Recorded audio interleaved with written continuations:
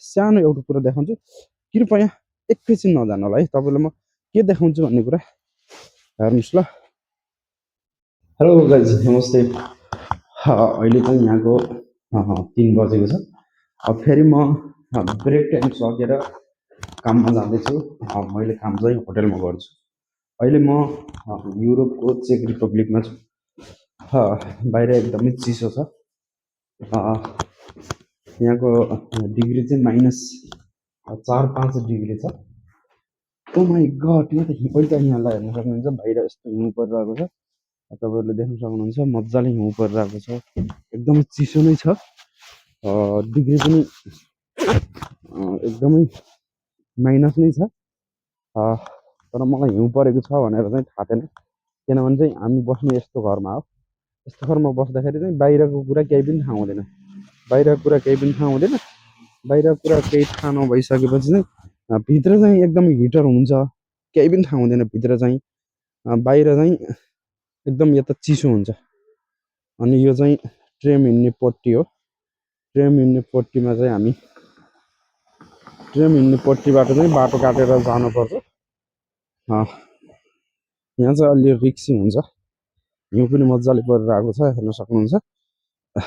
हिउँ एकदम मजाले परिरहेको छ। हिउँमा चाहिँ एकजना आमाले कुकुर चलाइरहनु भएको छ, कुकुर चलाइरहनु भएको छ। यहाँ चाहिँ नमस्ते भनेको दब्रिदेन भन्नुपर्छ। नमस्ते भनेको चाहिँ दब्रिदेन हो। यहाँ चाहिँ जतिखेर भेट्दाखेरि पनि दब्रिदेन हो। अरू चाहिँ भाषा आउँदैन। अरू भाषा कसम एउटै केही आउनु भाषा चाहिँ यहाँ त्यही दब्रिदेन, खालि दब्रिदेन।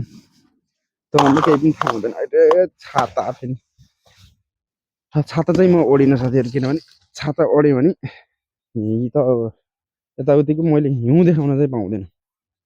अहिले मजाले यस्तरी परिरहेको छ, तपाईँले सक्नुहुन्छ हिउँ मजाले परिरहेको छ। यस्तै छ, विदेशमा चिसो छ, मौसम नमिल्ने, यहाँको टाइम नमिल्ने है।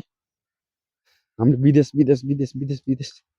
चाहिँ भन्छौँ, तर यहाँको टाइम नमिल्ने, एकदमै फरक हुने रहेछ यहाँको टाइम नेपालको टाइम है। यस्तै हुन्छ। यहाँ चाहिँ फेरि कुकुरलाई साह्रै, तपाईँले त यति कुकुरलाई छोइदिनु भयो भने मार्छन् बस। बरु मान्छेलाई केही गरे केही हुन्न। यहाँ मतलब मान्छेसित त्यस्तो केही हुँदैन है, तर यहाँ कुकुरलाई चाहिँ एकदम मान्छन् है। यहाँको कुकुरलाई केही पनि यस्तो हुन्छ। चिसो साह्रै चिसोहरू पनि धेरै छ। अहिले म आउँदाखेरिसम्म हिउँ केही पनि थिएन। म आउँदा मतलब मेरो काम चाहिँ कति बजी सुरु हुन्छ भने, मेरो काम चाहिँ सुरु हुने भनेको बिहान 8 बजेबाट बेलुकी 10 बजीसम्म काम सुरु हुन्छ। अनि ब्रेक टाइम हुन्छ। ब्रेक टाइम 2 घन्टा हुन्छ बिचमा, 2 सिफ्टमा हुन्छ काम चाहिँ। अनि मेरो फर्स्ट ब्रेक टाइम थियो। फर्स्ट ब्रेक टाइम भएको कारणले गर्दा म पहिलो ब्रेक आइरहेको थिएँ। अघिसम्म केही थिएन, तर एकदम चिसो थियो। मौसम एकदम चिसो, तर चिसो भए पनि के थियो भने हिउँ चाहिँ परिरहेको थिएन। अहिले चाहिँ अब फेरि म 2 घन्टाको ब्रेक सकेर होटेल फर्किँदाखेरि चाहिँ हेर्न सक्नुहुन्छ एकदमै हिउँ परिरहेको छ। हेर्नु कस्तो मजाले हिउँ परिरहेको छ। त्यही त यो मौसमको भरै नहुने, कतिखेर के हुन्छ भने थाहै नहुने। मायालुको घरै नहुने, तर यो मौसम चाहिँ भरै नहुने। यस्तो परिरहेको हुन्छ। पनि हिउँ चाहिँ खासमा चाहिँ यहाँ 1 महिना पहिल्यै पर्नुपर्ने थियो होइन, परै थिएन। कहिले पर्छ भन्ने त भइरहेको थियो हिउँ। आज इजाप्पै हिउँ पर्यो। यहाँको गाडीहरू यस्तरी पार्किङ गर्ने। यो कस्तो हुन्छ भने यिनी गाडीहरू पार्किङ गर्नुको लागि पनि यो वार्षिक शुल्क तिरेका हुन्छन् साथीहरू, थाहा छ तपाईँलाई? यहाँ नेपालको जस्तो हुँदैन। यो पार्किङ गर्नको लागि वार्षिक शुल्क तिरेका हुन्छ। अनि फेरि यो जस्तै यो गाडीले यिनीहरूको एरिया तोकिदिएको हुन्छ। तँ गाडीले त्यहाँ गएर पार्किङ गर भनेर त्यो रेसिडेन्ट एरियामा हुन्छ है। फेरि जुन अरूले आएर फेरि यहाँ 2-3 घन्टा बाहेक यिनीहरूले गाडी राख्दिन पाउँदैनन् अरू मान्छेले चाहिँ त्यस्तो हुन्छ यो पनि एउटा जानकारीको लागि थाहा भएकोलाई त थाहा भइहाल्यो थाहा नभएकोलाई चाहिँ त्यो जानकारी दिएको मैले अनि आज बेलुकी चाहिँ अनि अनि आज बेलुकी चाहिँ न्यु इयरमा ठुलो धमाका हुन्छ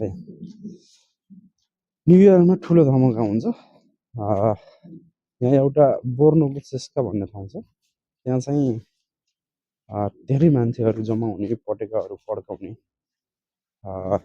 गरिन्छ पटेकाहरू पड्काइसकेपछि चाहिँ यहाँको न्यु इयर स्टार्ट हुन्छ त्यो पनि मैले भिडियो राख्नेछु विदेशमा यसरी न्यु इयर मनाइयो भनेर राख्नेछु त्यसकारण तपाईँहरूले हेरिदिनु होला माया गरिदिनु होला साथ सपोर्ट गरिदिनु होला साथीहरू यहाँको लोकल बसहरू यस्तो हुन्छ यहाँको लोकल बसहरू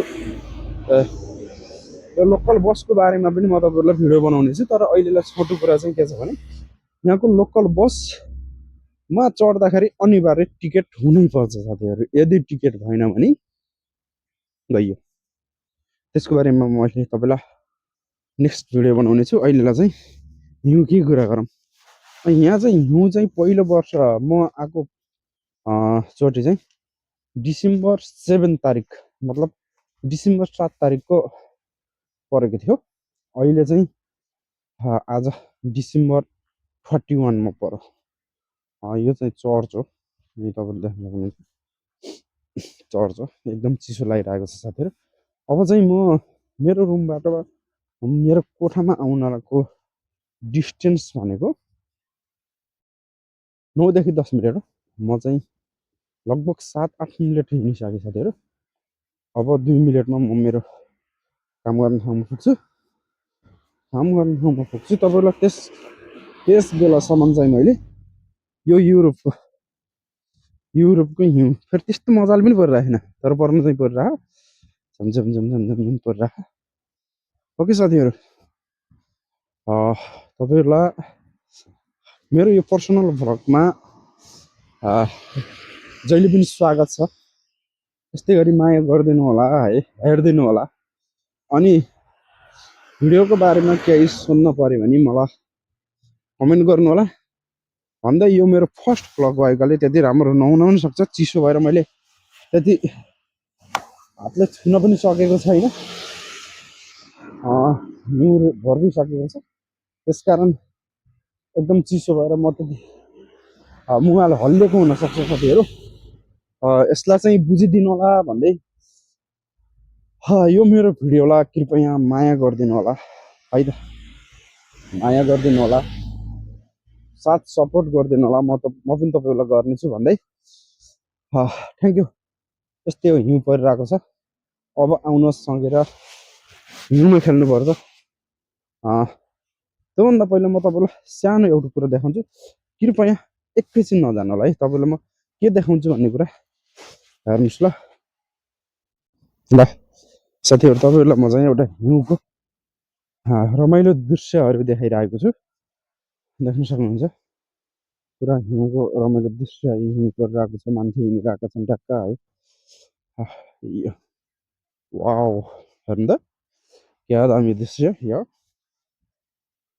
ओके हिउँ पर्यो फुरुरु हिउँ पर्यो फुरुरु हिमाली पाखामा माया तिमी कहिले हो यो मेरो काखमा hello guys okay guys thank you ल बाई साथी हो चिसो भयो यहाँभन्दा मैले बढी भिडियो गराउन सकिनँ साथै साथ सपोर्टको अपेक्षा गरेको छु ओके साथीहरू अब नेक्स्ट भिडियोमा हामी भेट हुन्छौँ है त बाई म आफूले काम गर्ने ठाउँमा आइपुगेँ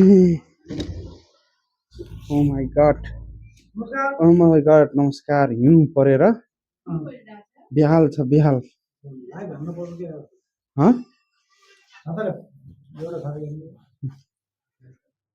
यो सात जतिको जान्छ तपाईँहरू पुरै हिउँ परेर ल यहाँबाट चाहिँ म आउने यहाँबाट चाहिँ ब्रेक जाने भइरहेको छ नस्के दानो हिउँले एकदम चमत्कार गरिरहेको छ। मलाई खानाहरूले कस्तो खाना कुरिरहेको छ, खाना खान लागिरहेका छन् मान्छेहरू। धन्यवाद।